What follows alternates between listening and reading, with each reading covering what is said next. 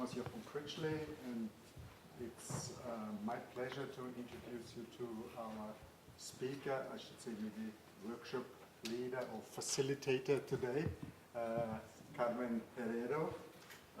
She has a background in Spanish studies and English studies as well, and she has completed her PhD on Spanish avant-garde theater back in the days in Valladolid in Spain, and also in her PhD maybe somehow interests that are important for her today came about already because she had a semiotic approach to analyzing avant-garde theater, and these ideas about semioticism probably are very much relevant to other means of communication, other medias as well. As some of us, or many of us, she has taught Spanish as a foreign language before moving to the UK in Spain, and then moved over, and she has been working at the University of Manchester Metropolitan University, that's the one, since '95. Now she's a principal lecturer there. So that was the easy bit. Now it's the tricky bit to maybe sum up a little bit what Carmen brings to the language teaching and research community. Carmen is a woman of many hats, I should say.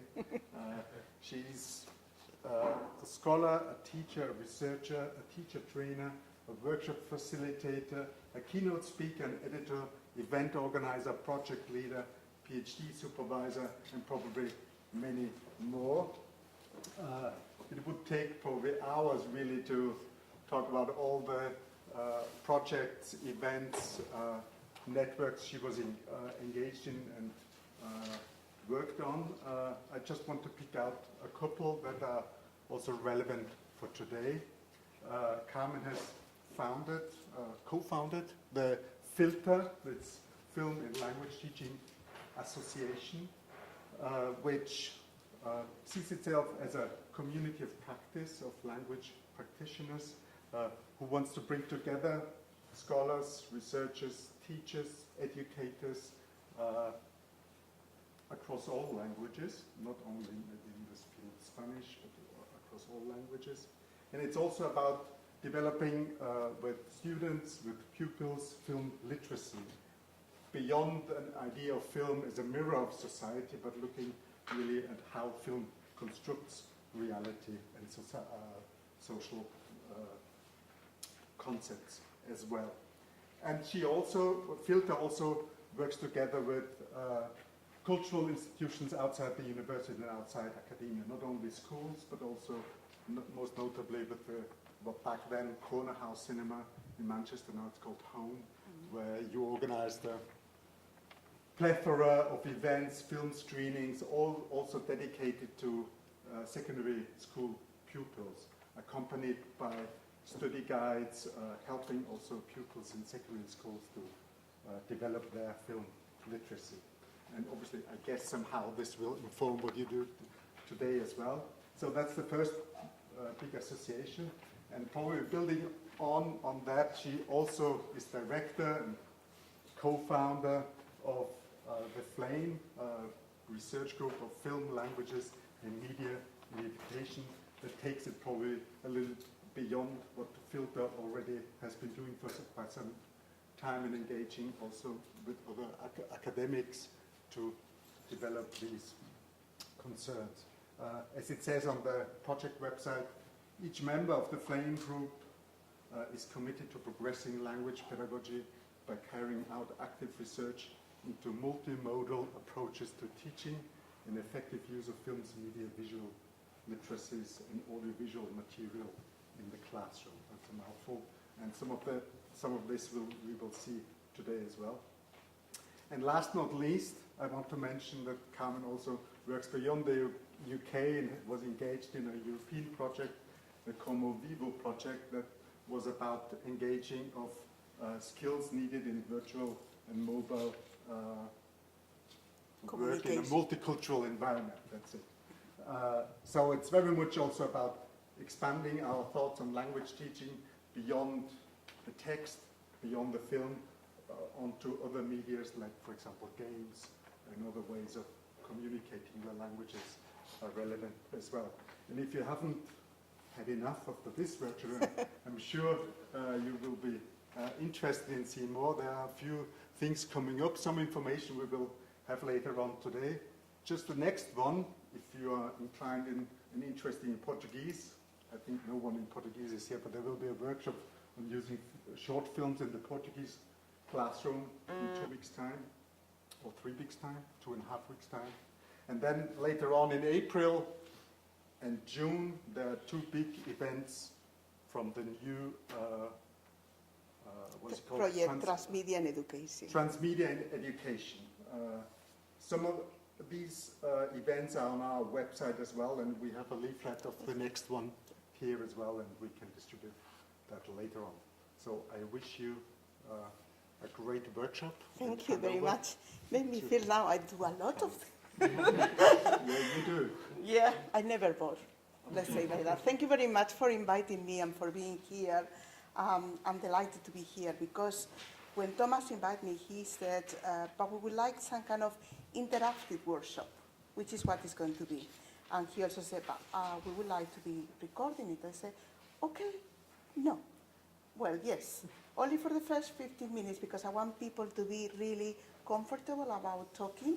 So we start here with the presentation part, and then we'll stop the recording, and then we'll do the interactive part, okay? So what I want to do is kind of introduce you to some of the elements about why using films can be really useful for your language classroom. And I have here, I've been talking to some of you, people who are teaching French, Spanish, Korean, English. So we have different needs, different levels. We have also higher education, but also secondary schools. And I'm going to try to cover, you know, something that is for everybody. So it's quite challenging, but you'll see how one of the elements about using film is that it's quite flexible. I'm going to see if we can introduce also going beyond field literacy, going into transmedia and cross-media projects, which is the project we are now currently working. And I'm going to introduce a little bit about that, but more will be coming, as you said, in April and also in June. And I'll be talking about that in a minute. So yes, those are the most important elements which I'm going to be mentioning first, FILTA. Some of you, I think some of you are members of FILTA. At least I talked to a couple of people. Are you members of FILTA? No? Well, then the first thing is an invitation because FILTA was launched with the support of Roots into Languages Northwest in 2010. And since then, we've just been sustaining the community and growing and expanding by inviting other teachers to collaborate. The Portuguese workshop does a step forward because we have French, German, of course, Spanish, Italian, Arabic, Mandarin, Urdu, but we don't have Portuguese, and we don't have Korean. And we want to have more materials and resources. So you are thinking, I like to have a group for my language, and it's not there represented. As you will see, I'm not going to go now into the website, but we'll go later on. It's really quite flexible. It's free, and once you join, you will be able to get access to the resources. There are no adverts. We don't sell information. It's really a community that we share resources because we believe in sharing, and we believe that education will be available to everybody across the world without having to think about how much it costs to be a member. So if you think you may be interested, what we offer there is an online community, collaboration. And as always in any online community, some people are more passive, you know, they just want to receive information. Other people are more active. Other people say, I like to collaborate. So is quite open. What we have is quite a lot of resources, which is normally why people join, why teachers join. We have over 100 study guides there, totally available.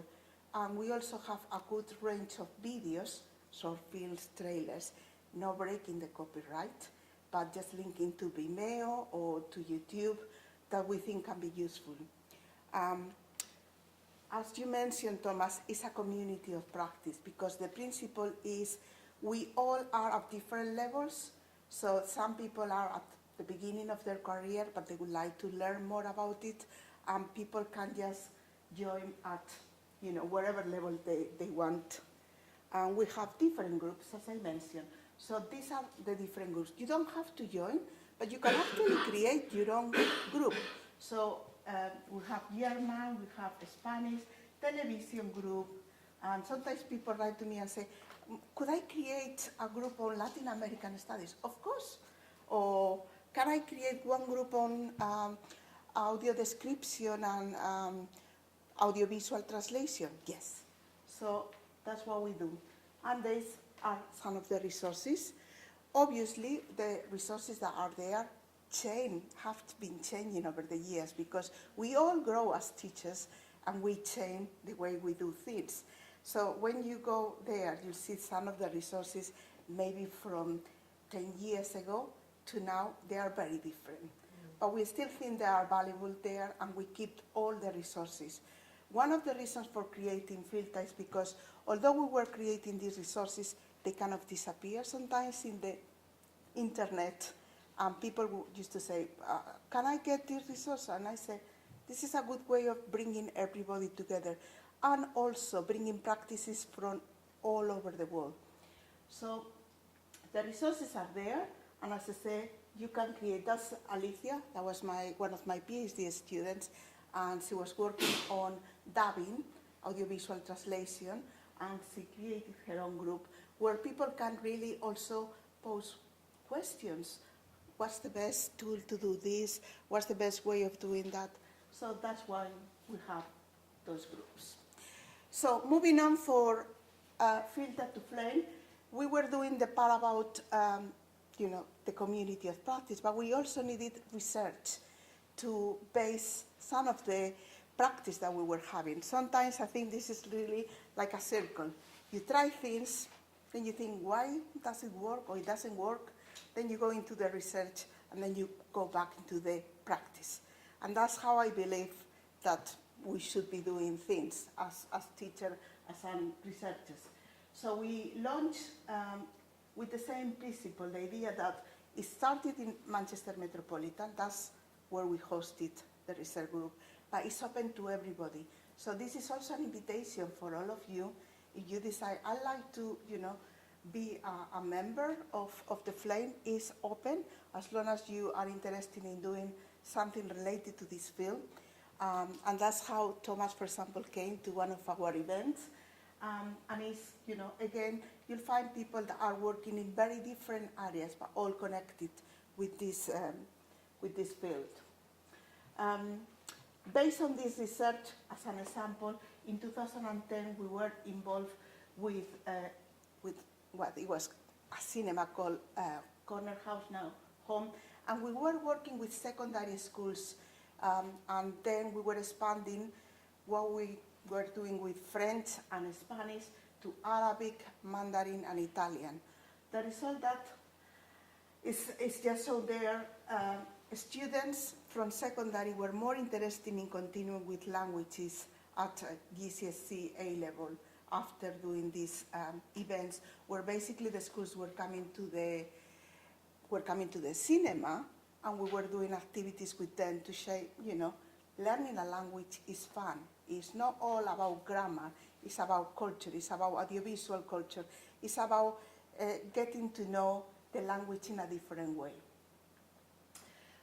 And the result was a teacher's toolkit that you can find, and is available in FILTA, and just to share the practices from the teachers that they were involved there.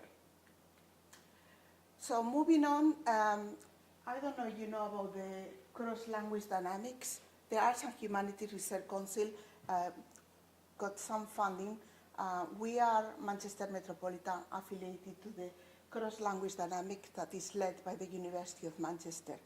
Our research was about teacher training. How can we offer a better training for teachers in a world that is really changing, is very visual, but sometimes in the classroom, not necessarily we use all these, resources that our students are using all the time outside the school. Yeah. So we started to do some of this training and creating resources, like you will see there, Peripheria, that's for friends. And we are going to put into practice some of the elements that we saw there. The second part of this project is the transmedia and education. And basically, we are trying to make it bigger and introduce video games and also transmedia literacy. So we are almost at the end of this part. Hopefully we'll have another year. And that's why, if you want to find out more, I will invite you to go to the Transmedia and Education. All the resources are open there. It's an area called Resources. And basically you can download there the PowerPoints, the study guides that we have created, and all the handouts, both for secondary and higher education. So, if you are thinking, I'd like to do more research, this is some of the interdisciplinary areas that we cover, from film studies to applied linguistics to audiovisual translations and multimodality, as you mentioned. And we'll be putting in practice some of these elements in a very. And the final part before we move to the workshop is just to invite you to attend the symposium that we are organizing. Will take place on the 26th of April, and I will giving you the handout later on. And we have invited 5 speakers, and they will be doing a short introduction to kind of bringing you some ideas. And it will take place at Manchester Metropolitan University. And then in June, we'll have an international conference on new approaches to transmedia in language teaching. And again, we have scholars coming from all over the world. Again, like the conference that we organized a couple of years ago, they will be coming from Argentina, Brazil, India, Spain, and so on. So hopefully, I'll be seeing you as well there.